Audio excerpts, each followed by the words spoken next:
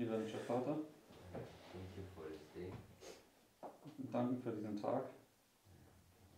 Pray that you may bless us now as we open your word. Bitte segne uns, wenn wir jetzt dein Wort öffnen. And please bless Brother Mark as he's leading ours. Bitte segne Bruder Mark, wenn er jetzt die Klasse leitet. Bless Lawrence when he translates. Segne Lorenz, wenn er übersetzt. And also the live stream. Und auch den Livestream. And I pray that you may open our eyes, ears and hearts. Und ich bitte, dass du unsere Augen, Ohren und Herzen öffnest. And that you may fill them with your spirit. Und dass du sie mit deinem Geist füllen mögest. So that we capable of understanding the word. Dass wir in der Lage sein mögen, dein Wort zu verstehen. And that our hearts will be transformed. Und dass unsere Herzen verändert werden. And be ready for heaven. Und bereit sind für den Himmel. We thank you for this in Jesus' name. Wir danken dafür in Jesu Namen. Amen.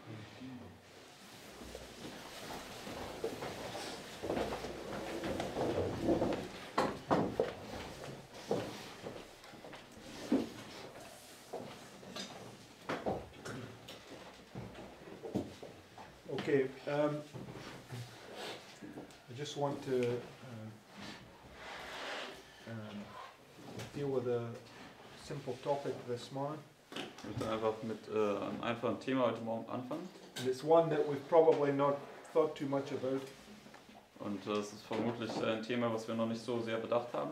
and that I'm doing this because myself and Fyodor, we had a discussion about this the other day. Ich tue das, denn Fyodor und ich hatten letztens eine Diskussion über dieses Thema. So I thought that we'd just clear this point. Deswegen dachte ich, dass wir einfach diesen Punkt aufklären.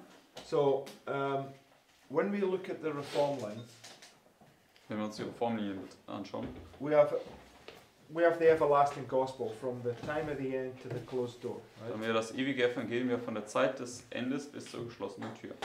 And we understand from Millerite history that the parable of the 10 virgins begins at the point where he has somebody that's been anointed. Let's say that. Wir wissen, dass das Gleichnis der 10 Jungfrauen dort anfängt, wenn der Herr jemand hat, den er gesalbt hat. Also das wissen wir aus der Miller-Geschichte.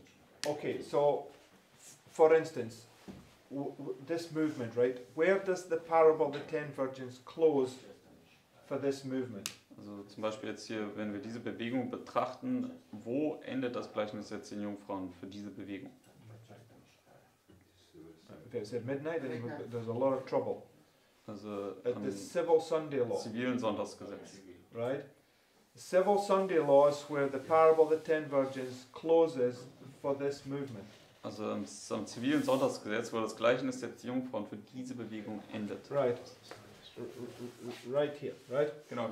Now, if I was to go back, you could go back to 9/11 because 9/11 marks the beginning of the parable of the 10 virgins for the movement, and it brings you down to this point, right? Man könnte zurückgehen, der 11. September markiert den Anfang der Bewegung oder das Gleichnis der 10 Jungfrauen für diese Bewegung und hier endet es.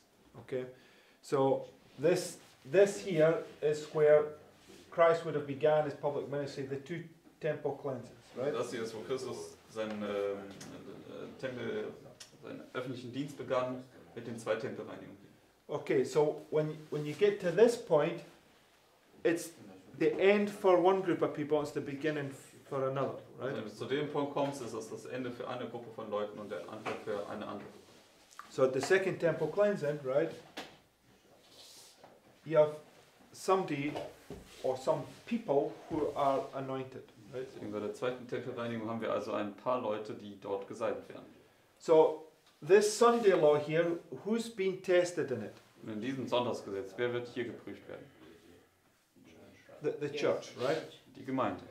So when you go to the reform line, the church has to have a messenger come to them and prepare them for that test. Also wenn Right? du zur Reformlinie gehst, dann muss die Gemeinde also einen Botschafter haben, der die Gemeinde vorbereiten kann für ihren Test hier.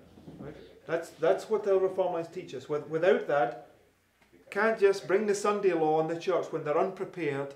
None of them would pass the test. Das ist ja, Right? was die Reformlinie lehrt, denn Gott kann nicht einfach das Sonntagsgesetz bringen, ohne dass er seine Gemeinde vorbereitet, weil sonst würde keiner den Test bestehen können. So, what's the purpose of the little time of peace? Und was ist der Sinn und Zweck der kleinen Zeit des Friedens? Yeah, well, yeah. I mean, the whole time, everything is a preparation. You can read that, but specifically, what is this time given for? Also es ist eine Vorbereitung, ja, aber alles ist letztendlich irgendwie eine Art und Weise eine Vorbereitung. Aber ganz besonders, wofür wird diese Zeit hier gegeben? To give a warning message, right?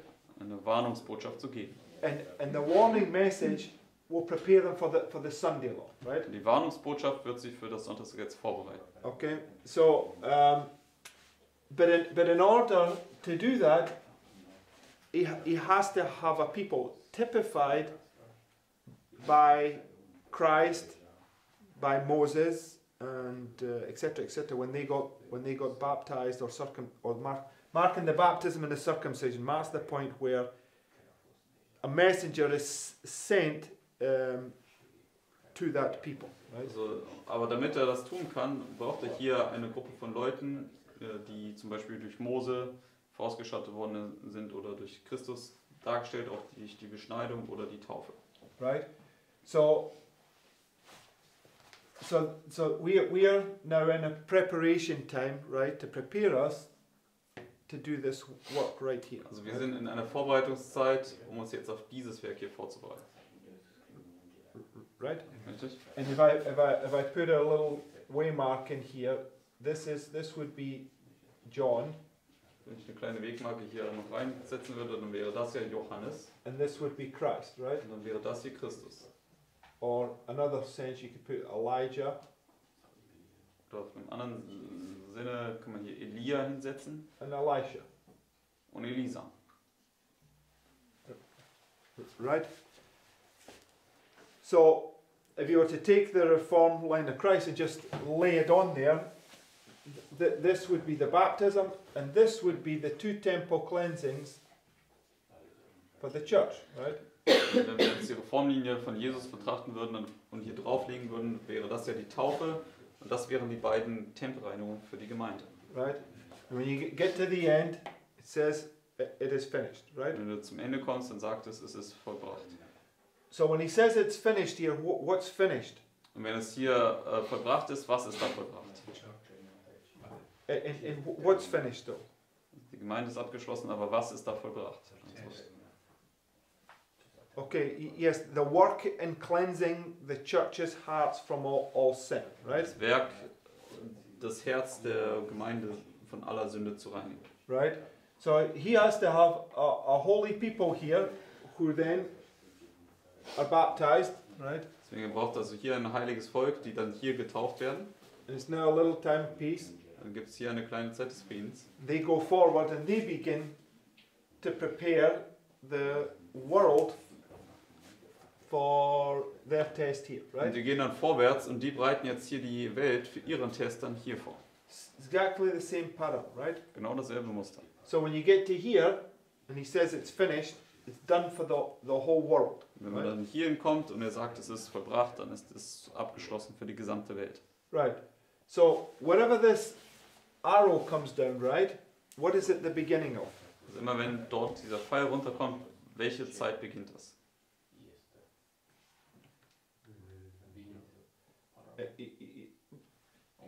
The parable of the 10 virgins. Oder das Gleichnis der 10 Jungfrauen, was dort beginnt. Because in the parable of the 10, just let's go to Matthew 25.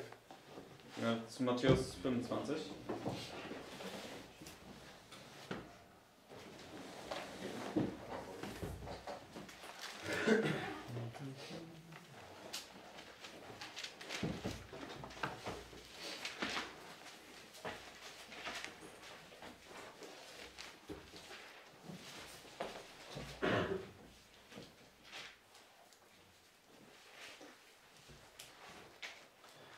So in verse 1 it begins with the word then, right? Matthäus 25, Vers 1 fängt ja mit dem Wort dann an. And this is in relation to the last verses of Matthew 24, right? Das ist in Bezug auf die letzten Verse von Matthäus 24. And we've went through this recently. Führer was laboring on this point. Und vor kurzem sind wir da nochmal durchgegangen. Fyodor hat das nochmal angesprochen. So this last few verses of Matthew 24 is talking about when Christ comes, he's going to give you all his goods, Die right? letzten Verse von Matthäus 24 sprechen ja über den Punkt, wo Christus kommt und all seine Güter, die gibt. And then it says, then shall the kingdom of heaven be likened unto 10 virgins, right? Und dann Vers 1 aus Kapitel 25. So let's just do that, right? Lass uns das mal anwenden. So this here we have the church, Also hier haben wir die Gemeinde and here we have the world. und hier die Welt. These are the two Sunday law tests, right? Das sind die zwei Sonntagsgesetztests. So let's just take it that we're at the end here of the church. This is the end verses in Matthew 24 for the church, right? Lass uns jetzt davon ausgehen, dass das jetzt hier das Ende von Matthäus 24 ist, die letzten Verse für die Gemeinde. So in Matthew 25 it says, then shall the kingdom be likened unto 10 virgins. Und in Matthäus 25 sagt es, dann wird das Königreich des Himmels für die 10 Jungfrauen gleichen. And what does it now do? Und was macht es jetzt? It gives you a rundown of what's just took place in Matthew 24, right? Es gibt ja sozusagen eine Abfolge von den Dingen, die gerade in Matthäus 24 stattgefunden haben. And he just says it. He says, then shall the kingdom of heaven be likened unto 10 virgins, which took their lamps and went forth to meet the bridegroom. So, when did this group take their lamps and go forth to meet the bridegroom? Wann ist diese Gruppe vorwärts gegangen und hat ihre Lampen genommen, um dem Bräutigam entgegenzugehen? Be specific, Fyodor. We've got a whole bunch of things they could point to. Which point on the line? Also wo auf der Linie? Right here, right? Im zivilen Sonntagsgesetz. That's the beginning of the parable of the 10 virgins, right? Das ist der Anfang des Gleichnisses der 10 Jungfrauen. This would be typified by August 11th, 1840, right? In der Darstellung ist das hier vorausgestattet durch den 11. August 1840. Because it says was, I can't remember the exact words, but basically the call of the first angel in the Millerite time period was The widespread Reformation. the widespread Reformation was likened unto the going forth of the virgins, or words to that effect. Wenn man jetzt sagt, dass die weit verbreitete Reformation unter dem ersten Engel sozusagen den Punkt markiert, wo die Jungfrauen dann losgehen. So right here, the people that hearken unto this sign right here, it's now them picking up, they now receive the lamps and they're now going forth to meet the bridegroom, right? Also die Leute, die hier also dieses Zeichen erkennen, die nehmen jetzt ihre Lampen und gehen vorwärts. And Miller and the few other people that were laboring in this time period would be the messenger, and all the people that hear the message would be the virgins. Und Miller und seine Gefährten, die wenigen Arbeiter, die derzeit hier waren, die wären dann hier die Botschafter, und alle, die dann letztendlich hier die Botschaft hören, die sind, all those that hear the message, what did you say? Would be the virgins. Die wären dann die Jungfrauen. It says, and 5 of them were wise and 5 were foolish. They that were foolish took the lamps and took no oil with them, but the wise took oil in their vessels with the lamps. But while the bridegroom tarried, they all slumbered and slept. So where does that take us to? Wohin bringt uns das in Vers 5, bis Vers 5? Okay, yes, Das but what Situationszeit. happens at that point? Ja, aber was passiert zu diesem Zeitpunkt hier? Yeah, this first disappointment, right? Die erste Enttäuschung. So there's a group that go forward here into this message. 5 were wise, 5 were foolish, 5 took oil, and 5 didn't. And when you get here, when this first in the Millerite, the first disappointment, but in the Sunday law, it will be this temple cleansing here. There's a separation takes place, right? Also, es gehen ja hier die Jungfrauen los, 5 von ihnen sind klug, 5 töricht, also die Klugen nehmen Öl mit, die anderen nicht. Und wenn sie hierhin kommen, ist das ja in der Miller-Geschichte die erste Enttäuschung gewesen. Das ist jetzt parallel jetzt im Sonntagsgesetz, und dann findet hier eine Trennung statt. Okay, and now when that first separation takes place, it just marks the beginning of the second test, right? Und wenn jetzt hier die erste Trennung stattfindet, das markiert auch den Beginn des zweiten Tests. Because this here is where the first angel's message goes with power, and this is now marking the second angel's message, right? Denn das ist ja, wo die erste Engelsbotschaft mit Kraft vorwärts geht und hier markiert das jetzt die zweite Engelsbotschaft. Okay, so it says, Sagt weiter. while the bridegroom tarried, they all slumbered and slept, and at midnight there was a cry made, behold, the bridegroom cometh, go ye out to meet him. Right? And we know Bis Vers 6. that this takes place right here. Und wir wissen, das ist dann genau hier. Right? So, and then you have this last test here before the door Und shuts. dann haben wir Right? den letzten Test, bevor dann die Tür zugeht an der finalen Untersuchung. Okay, so the test for that group of people begins there when when there's a messenger brings them a message and leads them up to the closed door, right? So, der Test beginnt also hier, wo jetzt can you repeat the beginning? The test begins there when there's a messenger brings them a message. Also der Test beginnt hier, wenn es einen Botschafter gibt, der ihnen eine Botschaft gibt und er führt dich hinab zur geschlossenen Tür. Okay, but in order for the parable of the 10 virgins to happen, there has to be somebody who's filled with the Spirit and sent, Und right? damit das Gleichnis der 10 Jungfrauen anfangen kann, muss es hier jemanden geben, der diese Botschaft geben kann, der mit einer Botschaft gesandt worden ist. Okay, so when you get down here and the door closes in the church, the people that pass the test, they're filled with the Holy Spirit and sent, Und wenn right? du hier zurückkommst und die Tür zugeht, dann gibt es auch hier welche, die mit dem Heiligen Geist gefüllt werden und dann losgesandt werden. Who are they sent to? Und zu wem werden sie gesandt? Or what begins? Oder was fängt an? The parable of the 10 virgins, Das right? Gleichnis der 10 Jungfrauen. Okay, now in the live stream, Also jetzt im I Livestream, posted a couple of quotes. da habe ich jetzt ein paar Zitate gepostet.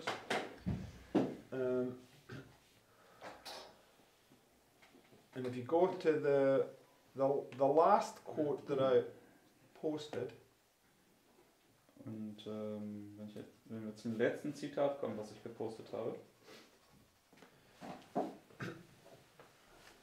it says, all the Christian world is represented in this parable. I'm speaking about the parable of the 10 virgins, right? Also spricht über das Gleichnis der 10 Jungfrauen. Okay, now, when the final review comes, when the books are opened, who's being judged by that book? Also wenn die finale Untersuchung kommt und die Bücher geöffnet werden, wer wird durch diese Bücher gerichtet werden?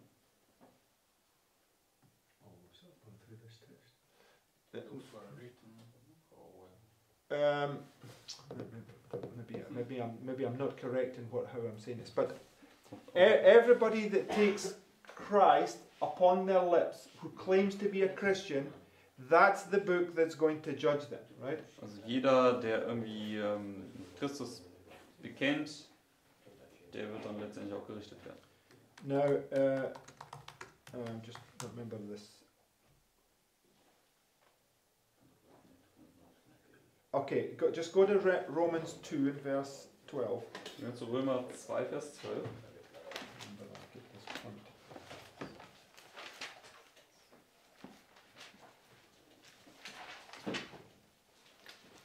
Verse 11. Let's begin in verse. Römer 2, Vers 12. In fact, let's begin in verse 8. Lass uns doch schon in Vers 8 beginnen.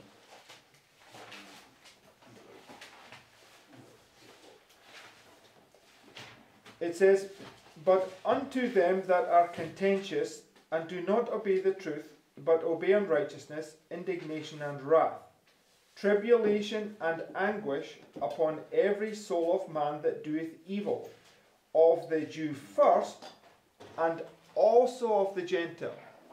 Right? So, Vers 9. who's being judged first? Wer wird zuerst gerichtet?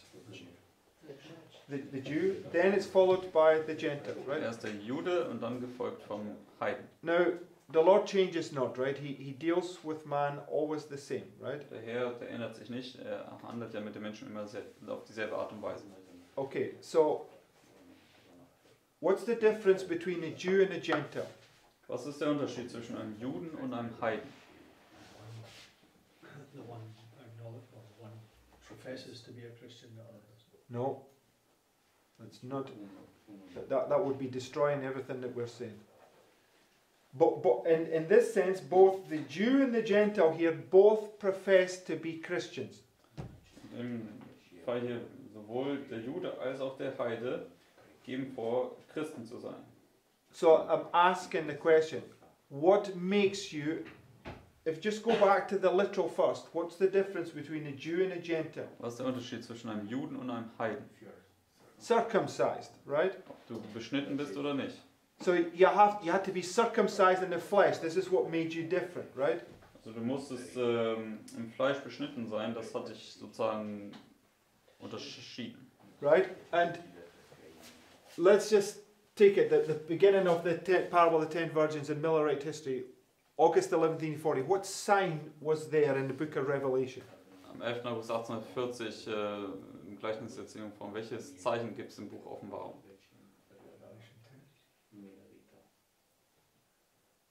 That doesn't answer my question. Also Offenbarung 10, aber das...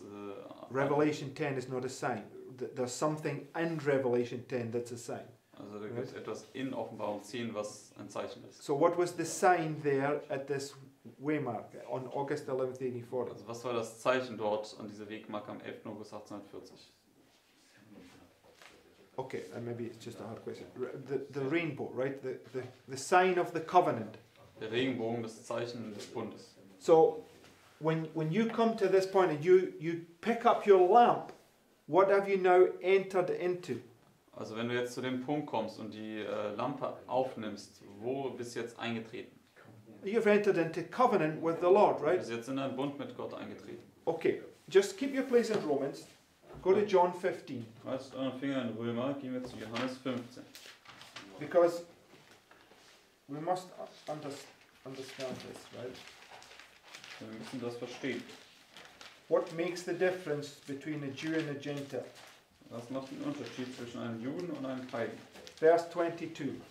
Johannes 15, Vers 22. Now, the Bible shows us that the Jews back in that time had prejudices towards the Gentiles, right? Die Bibel, die sagt ja letztendlich, dass die Juden damals Vorurteile gegen die Heiden hatten. We don't have those prejudices, right? Aber wir haben diese Vorurteile nicht, richtig? No, we have the same prejudices. We just don't understand why we have those prejudices, Wir right? haben dieselben Vorurteile, wir verstehen einfach noch nicht wirklich, was diese Vorurteile sind, warum wir sie And haben. how I would understand it is that our prejudices is that we don't understand the gospel, how Christ saves them, and that's why we are prejudiced towards them, right? Und ich glaube, unser Vorurteil besteht darin, dass wir das Evangelium noch nicht verstehen, wir wissen noch nicht, wie Christus rettet und deswegen haben wir diese Vorurteile. So, verse 22, it says, If I had not come and spoken unto them, they had not sinned, but now they have no cloak for their sin. So, when did Christ come Also and begin speaking? wann kommt Christus und fängt an zu sprechen? At the baptism, Bei der Taufe. which is the beginning of the parable of the 10 virgins, right? Und das ist der Anfang des Gleichnisses der 10 Jungfrauen. Okay, so it's where the test, when this event takes place, they have no cloak for their sin anymore, right? Wenn dieses Ereignis stattfindet, dann haben sie keinen Vorwand mehr für ihre Sünde. So for us, this would be the end point of our line. The people that are filled with the Spirit there, right, are like Jonah coming out of the belly, right? Also für uns hier als Bewegung wäre das ja der Endpunkt dieser Linie. Und die Leute dann unter uns, die hier mit dem Geist erfüllt werden, die wären wie Jona, der aus dem Bauch kommt. You're a sign to the people, right? Du bist jetzt ein Zeichen für das Volk. And not only that, the prediction that comes true there, what does it bring upon many people? Und nicht nur das, sondern die Vorhersage, die dort eintritt, was wird sie mit vielen Leuten tun? What did it do in Millerite history? Was hat das in der Miller-Geschichte hervorgebracht?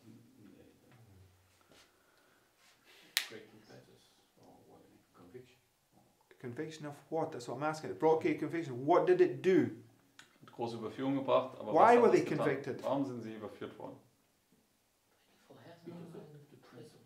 Okay, now again, because they now realized that the principles of Bible study they were using were true.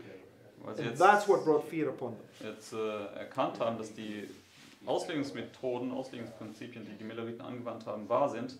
Und das hat die Furcht über sie gebracht. So now they have no more excuse for not believing, Jetzt right? hatten sie keinen Vorwand mehr, nicht mehr glauben zu wollen. So now what are they under? Jetzt, worunter waren sie dann folglich? They're under a test, right? Sie sind jetzt unter einen Test gekommen. Because now the cloak for their unbelief has been removed. Now they can't hide behind their guilt anymore, right? Jetzt ist dieser Vorhang für ihren Unglauben weggenommen worden und jetzt können sie nicht mehr sich da irgendwie dahinter verbergen. So when 9/11 happened and all the people in this movement, even from the world or whoever, got convicted about those things and came into this movement, you're being tested, right? Deswegen, als der 11. September eintrat und die Leute, die dann darüber gehört haben, dann davon überführt worden sind, die sind dann getestet worden. You can't run away from that. Und du kannst davor nicht einfach so weglaufen. Now you have no excuse for not listening to Christ's voice anymore. You're being tested. You've either got to go forward or just be lost, Du right? hast keine Entschuldigung mehr, jetzt nicht mehr auf die Stimme Christi zu hören.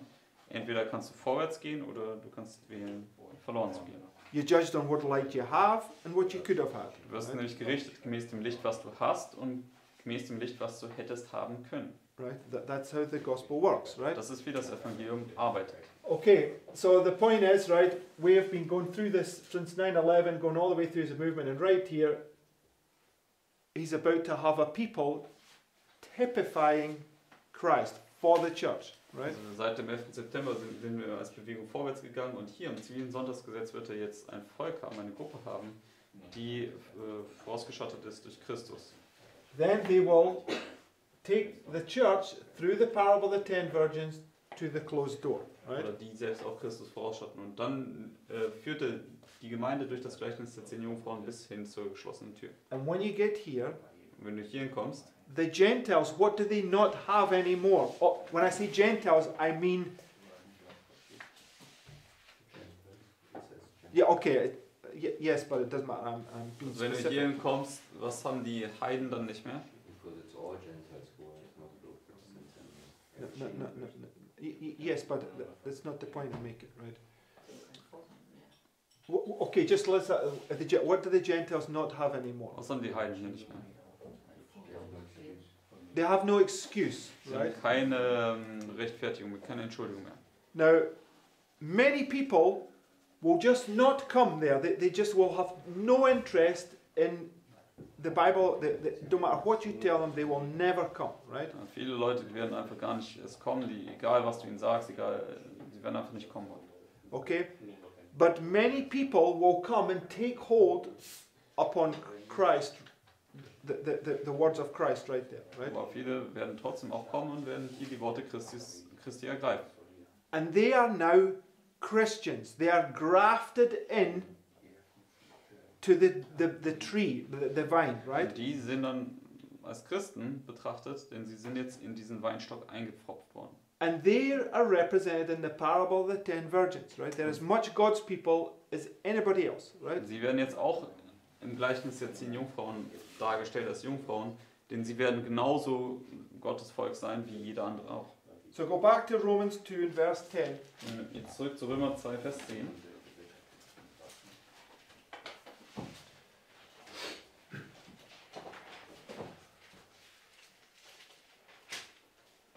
Römer 2, Vers 10.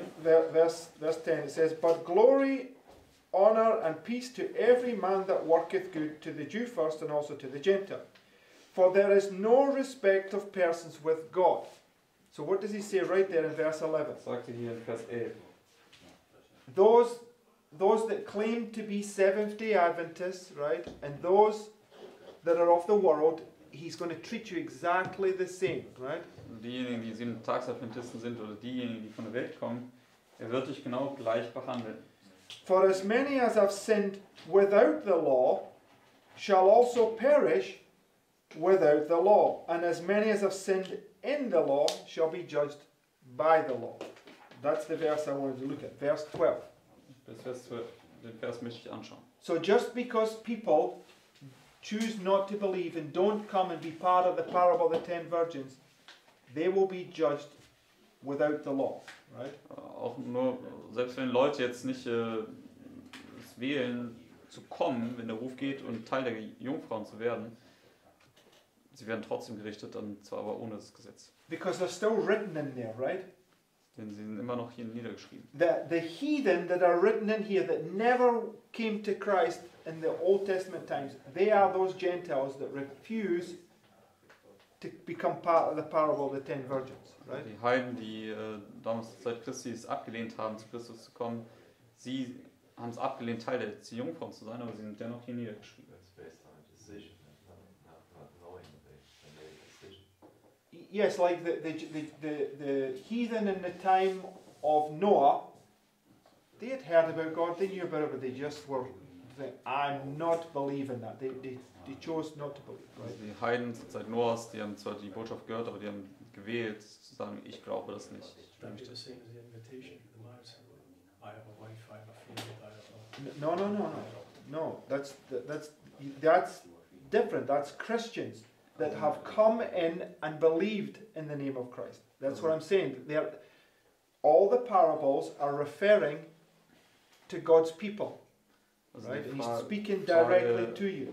war jetzt gestellt, wäre das gleiche wie mit dem Gleichnis des Hochzeitsmahls, wo die Leute dann ablehnen zu kommen und dann, nein, das Gleichnis spricht über Christen und das sind ja welche, die es ablehnen zu kommen. So when this event takes place here, not everybody in the world is going to come into that specific test of the parable of the 10 virgins. Also wenn das hier mit der Welt passiert, dann wird nicht jeder der Welt jetzt kommen und Teil dieses Testes der 10 Jungfrauen werden. Okay? It's talking about two classes in the church, right? Das Gleichnis der 10 Jungfrauen spricht über 2 Gruppen innerhalb der Gemeinde. There will still be millions of people out there in the world who refuse to acknowledge any of that, right? And they will be they're the ones here that will perish without the law, right? Und es gibt ja dann immer noch Millionen von Leuten, die es ablehnen, irgendwas mit Gott zu tun zu haben. Und sie sind dann diejenigen, die in Vers 12 ohne das Gesetz gerichtet werden. Okay, so this test, right here, this test for us, is about people that have accepted, believe in Christ, and are now being tested whether they're going to live and walk by every word of God, right? Dieser Test jetzt für uns ist ja unter denjenigen, die gewählt haben und gesagt haben, ja, ich möchte Christus folgen, und wir werden jetzt geprüft, ob wir nach jedem Wort Gottes leben. Go to Isaiah 52. Gehen wir jetzt zu Jesaja 52.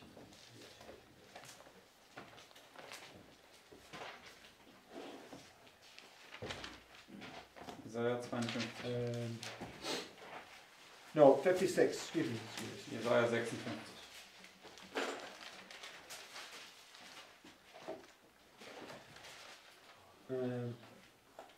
Verse 1. Vers 1. It says, Thus saith the Lord, keep ye judgment and do justice, for my salvation is near to come, and my righteousness to be revealed. Blessed is the man that doeth this, and the Son of Man that layeth hold on it, that keepeth the Sabbath from polluting it, and keepeth his hand from doing any evil. Neither let the son of the stranger that hath joined himself to the Lord speak, saying, The Lord hath utterly separated me from his people. Neither let the eunuch say, Behold, I am a dry tree. For thus saith the Lord unto the eunuchs that keep my Sabbaths, and choose the things that please me, and take hold of my covenant. Right? Vers 4. So, what's the sign of the covenant? Was ist das Zeichen des Bundes? The Sabbath. Der Sabbat. That's what it's talking about right here. Das ist, was es hier sagt in dem Kapitel. You're talking about a physical sign, the rainbow, but the rainbow is just a symbol of the law, right? And the Sabbath is the thing that makes you God's people, right? Der Sabbat ist das, was dich zu Gottes Volk macht. So all those churches out there, right?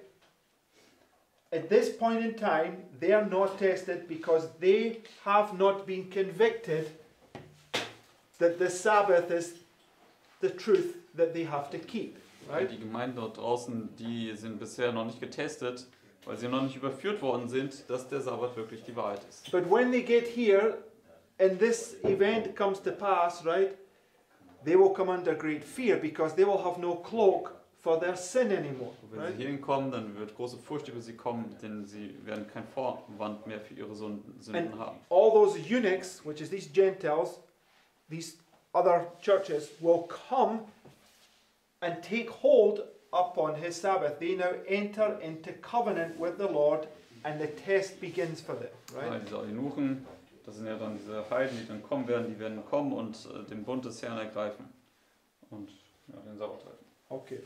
Because it says, verse 4, Vers 4. For thus saith the Lord unto the eunuchs that keep my Sabbaths and choose the things that please me and take hold of my covenant, even unto them will I give in mine house and within my walls a place and a name better than of the sons and daughters. I will give them an everlasting name that shall not be cut off.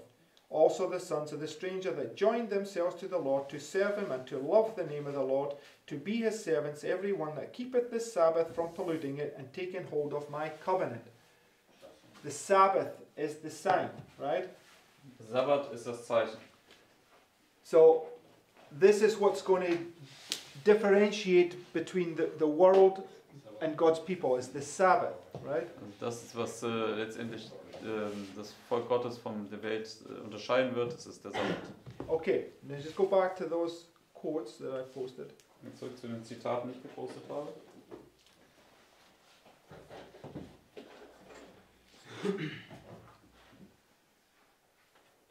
Go to the third one, the second to last one. Dritte Zitat, das ist das vorletzte Zitat. It says, under the proclamation of these messages, the midnight cry was made, and the believers in the messages were compelled to go out from the churches because they preached the second appearing of Christ in the clouds of heaven. The whole world was to hear that message. Behold, the bridegroom cometh, go ye out to meet him. Here is the parable of the 10 virgins. So ultimately, the parable of the 10 virgins is a message to the whole world, right? Letztendlich wird das Gleichnis der 10 Jungfrauen eine Botschaft sein, die in die ganze Welt gehen wird. To the Jew first, and then to the Gentile, Zu right? den Juden zuerst und dann auch zu dem Heiden. Okay, so in order for the parable of the 10 virgins to come to the church, it has to have a people here, right? Also mit das Gleichnis der 10 Jungfrauen hier To the world. to the world. Ne? Yes. Also damit das Gleichnis der 10 Jungfrauen für die Welt dann vorwärts gehen kann, muss er hier ein Volk haben. Okay, go to Isaiah chapter 6. Gehen wir jetzt zu Jesaja 6.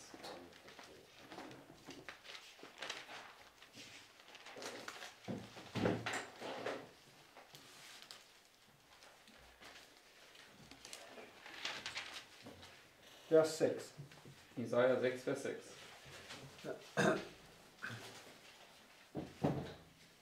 Now, we understand that this is speaking about God's people having their sins blotted out, right, and receiving the latter rain. Und es spricht hier über Gottes Volk, wie sie die Sünden ausgetilgt bekommen und dann den Spätregen erhalten. So Sister White says this hot coal touching the lips is the latter rain, right? Jemand sagt ja, die glühende Kohle, die die Lippen berührt, ist der Spätregen. So verse 6. Jesaja 6, Vers 6. Then flew one of the seraphims unto me, having a live coal in his hand, which he had taken with the tongs from off the altar. And he laid it upon my mouth, and said, Lo, this hath touched thy lips, and thine iniquity is taken away, and thy sin purged. So Vers 7. let's just deal with the church, right? Lass uns jetzt einfach die Gemeinde anschauen. So that event is perfectly fulfilled right here, right? Das Ereignis ist perfekt hier erfüllt. Because you've come through the investigative judgment of the living, and right here at the end, you're now filled with the latter rain, right? Du kommst durch das Untersuchungsgericht an den Lebenden und hier am Ende wirst du mit dem Spätregen erfüllt werden. Yes? Richtig? Okay. So let's see what it says, right? Lass uns schauen, was es hier weiter sagt. And he laid it upon my mouth and said, Lo, this has touched thy lips, and thy iniquity is taken away, thy sin purged. Also I heard the voice of the Lord saying, Whom shall I send? Right? Wen soll ich senden? And who will go for us? Then said I, Here am I, send me. And he said, Go and tell this people, Hear ye indeed, but understand not, and see ye indeed, but perceive not. Make the heart of this people fat, and make their ears heavy, and shut their eyes, lest they see with their eyes, and hear with their ears, and understand with their heart, and convert, and be healed. Who's it Vers speaking to? 10. Über wen spricht es hier?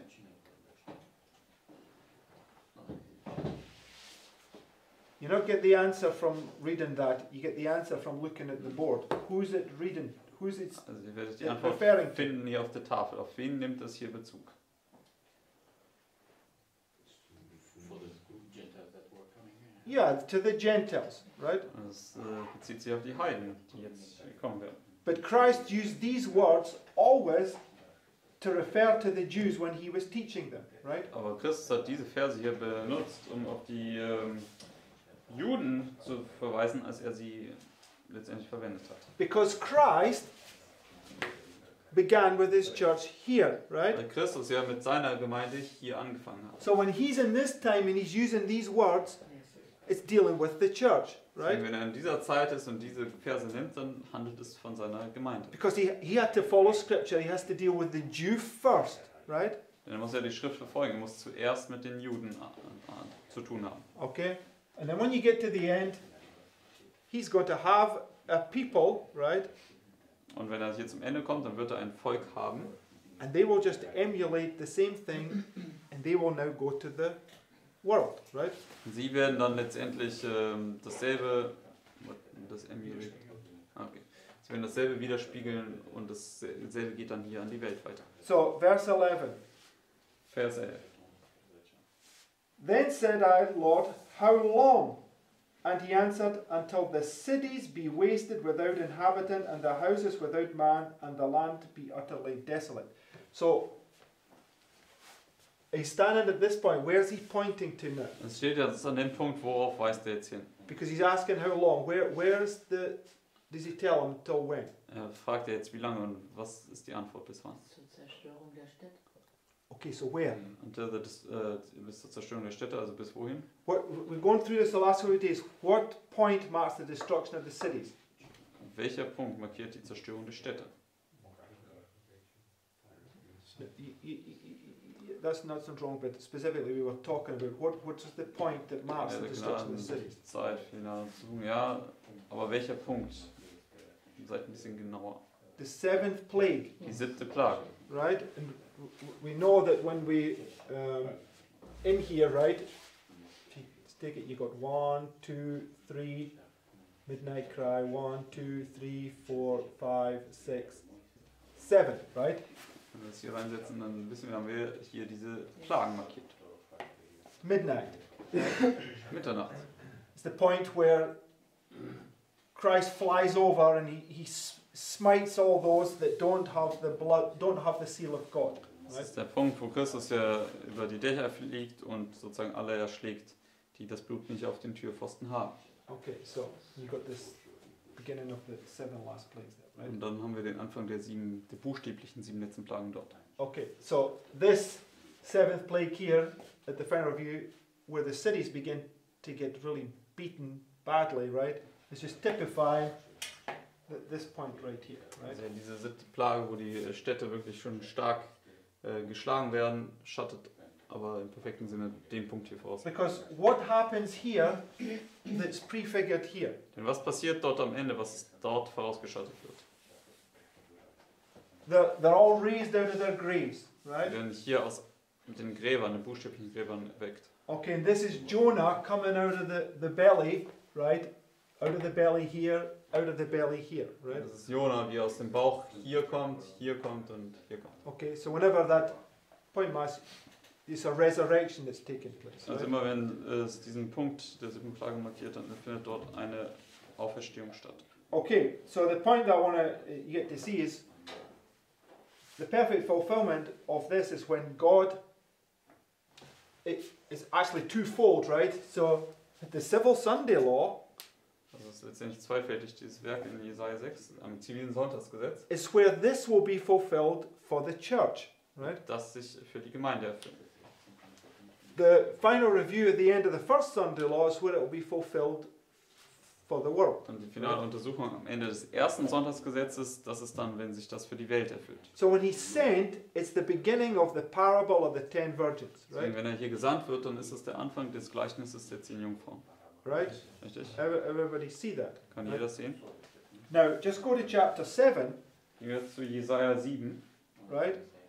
So Isaiah is now sent, and when he comes to Ahaz, what is taking place in Isaiah 7? Jesaja wird jetzt gesandt und wenn er jetzt hier zu Ahas kommt, in Kapitel 7, was passiert dort? Was Who's findet coming dort statt? against?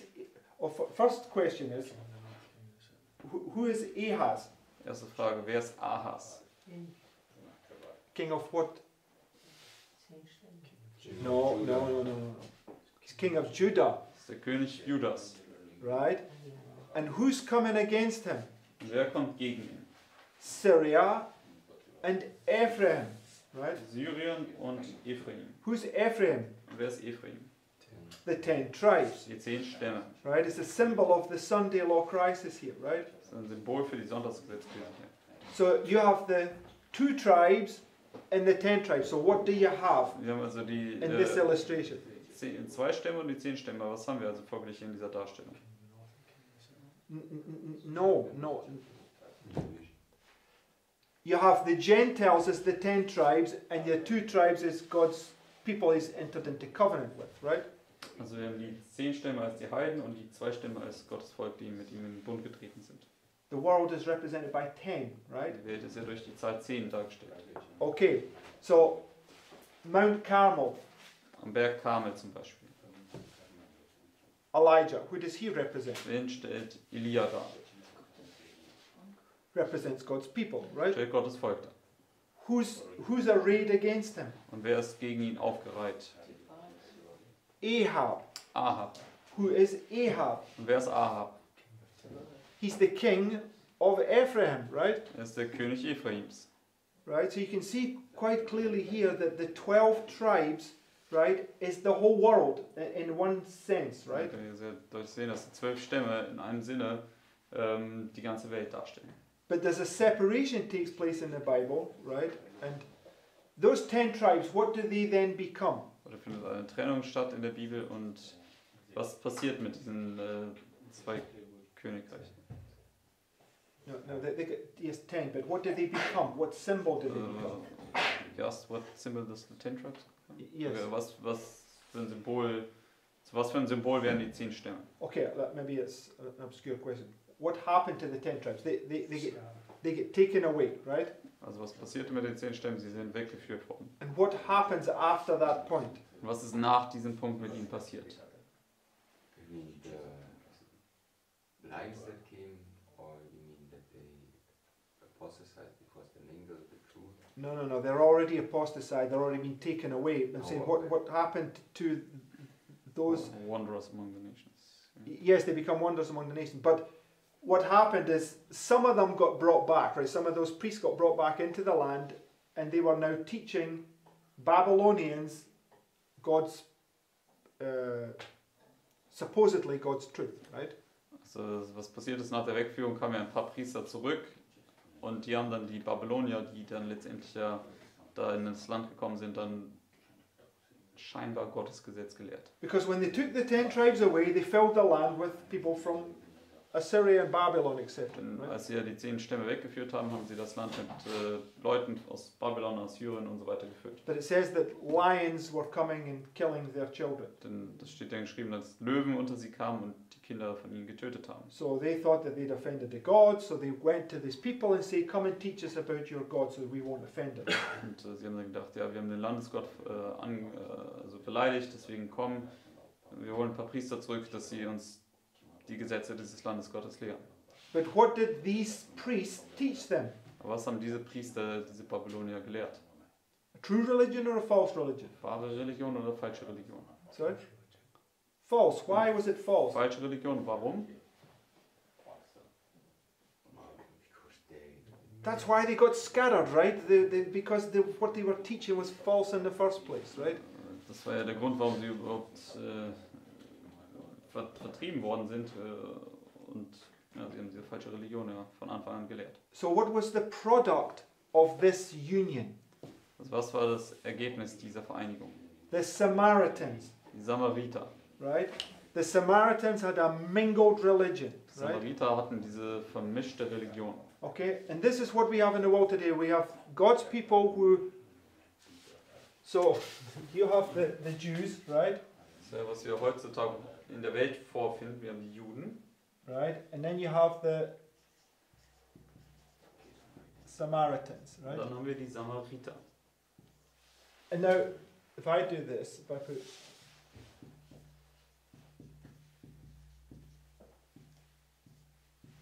Wenn ich jetzt hier sie als Christen bezeichne, Okay, both the Samaritans and the Jews claim to be following the true God. sowohl die Samariter als auch die Juden geben vor, dem wahren Gott zu folgen. Right? Richtig? These had a mingled religion. Die hatten eine vermischte Religion. It's like the Sunday keepers of today. Das sind die Sonntagshalter heutzutage. These had the true religion, but they perverted it, right? They also were not keeping it the way that it should be. Die hatten eigentlich die wahre Religion, aber die haben sie auch verkehrt und sie haben die Gebote nicht so befolgt, wie es eigentlich sein sollte. So Christ came to them first, Christus kam zuerst zu denen and then to the Gentiles, und dann right? zu den Heiden. Okay? What did they call Christ? Wie haben sie Christus betitelt? I called him a Samaritan, Sie right? haben ihn einen Samariter genannt. Okay.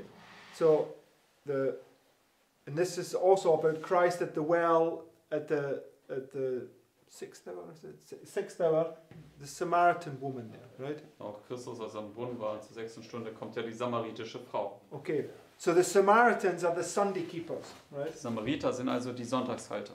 Okay. So these 10 tribes that's coming against what is the issue that's marking that point? Also wenn die 10 Stämme jetzt hier gegen auskommen, was ist sozusagen die Streitfrage, die diesen Punkt markiert? Who is it that's persecuting you at the end of the world? Wer ist es, der dich hier am Ende der Welt verfolgt? Sunday keepers, apostate Protestants, right? Die Sonntagshalter, die abgefallenen Protestanten.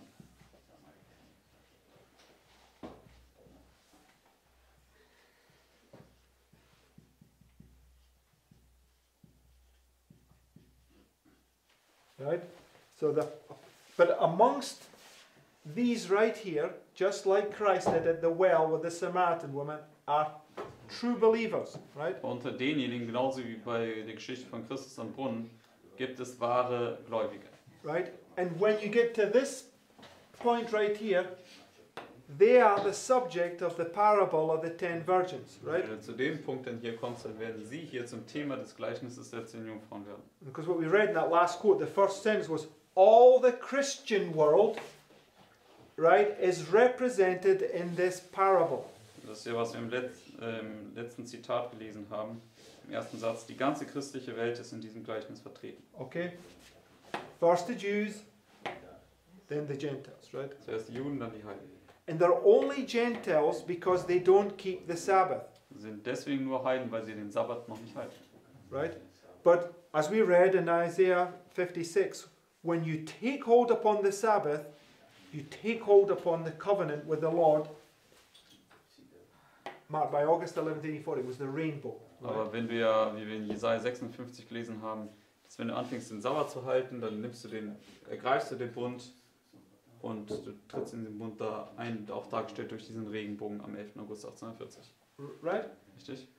So, there's this nice quote that says, the world can only be warned by those who profess the truth, live up to the truth according to its high and holy principles. Something to that effect. Dieses Zitat von Ellen White, wo sie sagt, die Welt kann nur durch diejenigen gewarnt werden, die die Wahrheit bekennen, aber dann auch gemäß diesen hohen und heiligen Prinzipien dieser Wahrheit dann auch leben. So the Lord has to take his church through the parable of the 10 virgins to separate the wheat from the tares so that he has a holy people here like Christ.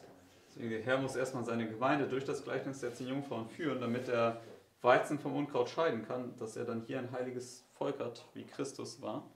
Can go to the world. Und dann kann er sie zur Welt schicken. Likewise, this movement, he has to separate the wheat from the tares so that he has one people here representing Christ that can go to the church. Right? Genauso muss er hier in dieser Bewegung Weizen und Unkraut scheiden, sodass er hier ein Volk haben kann, das er dann zur Gemeinde schicken kann. Just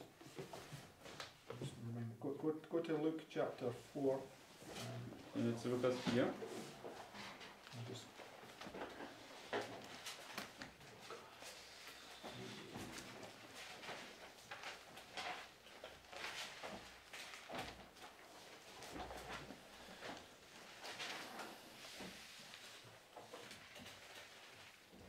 yes. Verse 24.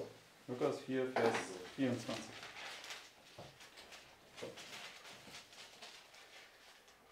And this was Christ's experience, right? Und das war die Erfahrung von Christus. And he said, Verily I say unto you, no prophet is accepted in his own country. But I tell you of a truth, many widows were in Israel in the days of Elias, when the heaven was shut up 3 years and 6 months, when great famine was throughout all the land. But unto none of them was Elias sent, save unto Sarepta, a city of Zidon, unto a woman that was a widow. Right? So he was sent to a Das war Gentile. 26. Er wurde zu einem Heiden gesandt. Okay, so and I mean I've put this quote here. The first two quotes. Quickly read this, and then I'll make the last point, and then we'll close. Wir sind auf die ersten 2 Zitate, dann mache ich noch einen letzten Punkt und dann werden wir abschließen. Now this one's it's a quote called from the Everlasting Covenant. It's from the Pioneers. Das erste Zitat ist auch von den Pionieren. It says, when Christ came, he declared that he was sent only to the lost sheep of the house of Israel. And even while he said that, he showed who were the lost sheep of the house of Israel by sending healing to a believing heathen woman.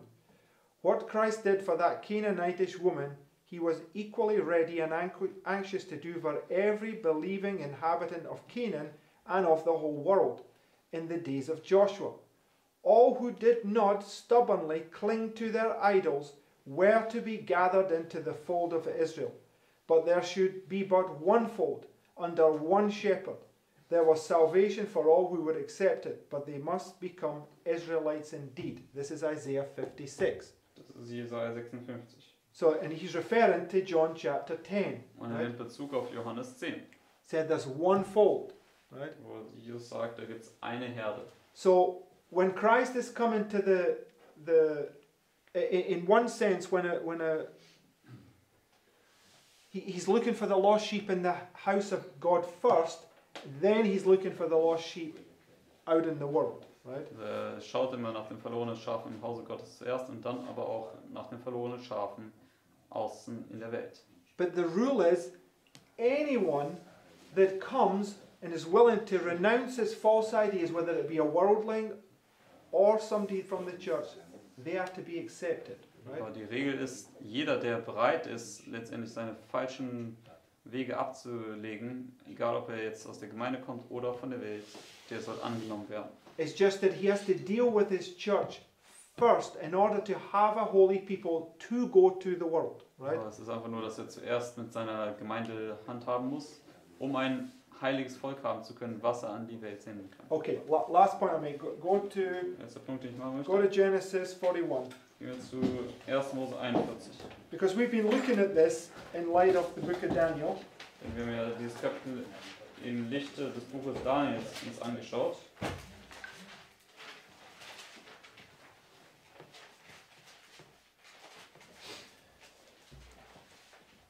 Verse 39. 1. Mose 41, Vers 39. And Pharaoh said unto Joseph, For as much as God has showed thee all this, there is none so discreet and wise as thou art. So, who is Joseph? Wer ist Josef hier? He's a wise virgin, right? Das ist eine kluge Jungfrau. He gets to the end of his test, right here, right? Er kommt hier zum Ende seines Tests, genau hier. And he's filled with the Spirit, right? Und er wird dann gefüllt mit dem Geist. Because it says, Sagt hier weiter. verse 41. Vers 41. And Pharaoh said unto Joseph, See, I have set thee over all the land of Egypt. This is the fulfillment to Abraham, right? Das ist jetzt die Erfüllung der Verheißung an Abraham. And Pharaoh took off his ring from his hand and put it upon Joseph's hand, and arrayed him in vestures of fine linen, and put a gold chain about his neck. And he made him to ride in the second chariot. There's the triumphal entry, right? Das ist jetzt der triumphale Einzug, Vers 43. Which he had, and they cried before him, bow the knee, and he made him ruler over all the land of Egypt. And Pharaoh said unto Joseph, I am Pharaoh, and without thee shall no man lift up his hand or his foot in all the land of Egypt. And Pharaoh called Joseph's name Zaph-Enath-Paneah, right? Vers 45. He revealed the secrets, and it came true, right? Er hat die Geheimnisse offenbart und sie sind tatsächlich eingetreten. So, when you get to this point, you've got these 7 years of plenty, right? Als wir zu diesem Punkt kommen, haben wir diese 7 Jahre der Fülle. And this is the time now where this great message is coming to the world, Das right? ist jetzt die Zeit, wo diese große Botschaft an die Welt kommt. Okay. So, now just come down to verse 54. Kommen wir jetzt hinab zu Vers 54. And the 7 years of Darth began to come. And that's right here, right? Das ist genau hier, The Sunday law. das Sonntagsgesetz. The 7 years of Darth began to come according to Joseph had said, and the Darth was in all the lands. But in the land of Egypt there was bread.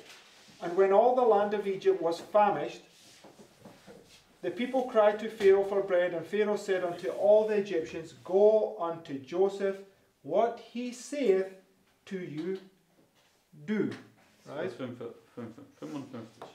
Right? Where else do we see that in the Bible? Wo sehen wir das noch in der Bibel? The marriage of Cana. Bei der Hochzeit zu Kana. Right? When Christ came, Mary said, Whatever he saith unto you, do it. Right? Wo Maria zu den Knechten gesagt hat, was immer er sagt, das tut. Because it says that I'll raise you up a prophet, and basically if you follow every word that he says, you'll be saved. If you don't follow the words that he says, you'll be lost. Right? Sagt er, ich werde einen Propheten aufrichten, und wenn du alles befolgst, was er sagt, wirst du gerettet. Wenn du das nicht tust, gehst du verloren. Okay? It says, And the famine was over all the face of the earth, and Joseph opened all the storehouses, and sold unto the Egyptians, and the famine waxed sore in the land of Egypt. So what's Joseph doing Was at the tut Sunday law? Josef hier im Sonntagsgesetz? What's the storehouse being opened? Das ist das Lagerhaus, was hier geöffnet wird. The third angel's message, Die right? dritte Engelsbotschaft. The heavens are being opened, and it's the second prediction has now come true. The Sunday law has come. Many people are convicted, and he's now giving this third angel's message, right? Also die Himmelstore werden geöffnet.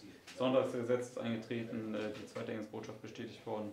Viele sind jetzt überführt, und er gibt jetzt hier diese Botschaft des Himmels. Verse 57. Vers 57. And all countries came into Egypt to Joseph for to buy corn, because that the famine was so sore in all the lands. So who's coming to buy corn from Egypt? Wer kommt jetzt hier, um aus Ägypten Korn zu kaufen? All the nations, right? All die Nationen. Now, let's just go to chapter 42. Jetzt gehen wir zu Kapitel 42. Now when Jacob saw that there was corn in Egypt, Jacob said unto his sons, Why do you look one upon another? And said, Behold, I have heard that there is corn in Egypt. Get you down thither and buy for us from thence, that we may live and not die. And Joseph's 10 brethren went down to buy corn in Egypt. Who's That's Joseph's 10 brethren? Wer sind Josefs 10 Brüder hier? The Samaritans, right? Die Samariter. Okay. Amen? Really easy to see. There's the 10, right? Hier können wir sehen, das sind die 10. This is Ephraim, Das right? ist Ephraim. That's been vexing God's people with their Sunday, right? Die Gottes Volk bedrängen mit ihrem Sonntag. But they are coming now to receive the true message. They're going to receive the third angel's message and be grafted in, Und sie right? kommen jetzt, um die wahre Botschaft zu bekommen, nämlich die Yes. dritte Engelsbotschaft, und eingepfropft zu werden. And this is what you see happen in this story. Joseph's 10 brethren get reconciled to him, right? And they become one. What did you say? Said it's coming from Egypt in this case. So Egypt is the world. Yes. Also die Botschaft kommt hier von Ägypten, und Ägypten stellt die Welt dar. Und jetzt kommen die 10 Brüder hier und werden jetzt wieder mit Josef versöhnt. Okay, it doesn't matter. No, okay. The point is, everybody see that Kann jeder letztendlich scenario, dieses right? Szenario erkennen. So we're still in here. We've not even got to this point yet, right? The Lord is raising up a people, right? We're about here, right? So this is the first time that God's church is going to begin to hear about those things, right? Also wir in der Bewegung sind jetzt hier und noch nicht mal hier angekommen, deswegen ist es das erste Mal, dass Gottes Gemeinde wirklich über diese Dinge richtig zu hören bekommt. Okay. So you just follow the pattern. Some people from the church will already begin to hear here and get baptized, and then vice versa, lead them down, right? So we've got to go through all this scenario to the end of the world. Wenn wir das Muster einfach befolgen, einige von Gottes Volk werden dann hier schon hören und auch getauft werden, sogar Johannes. Aber wir sehen hier letztendlich, wir müssen durch dieses ganze Szenario noch hindurchgehen. Bis zum Ende der Welt. Amen? Amen. Okay, let's close. Lass uns mit Gebet abschließen.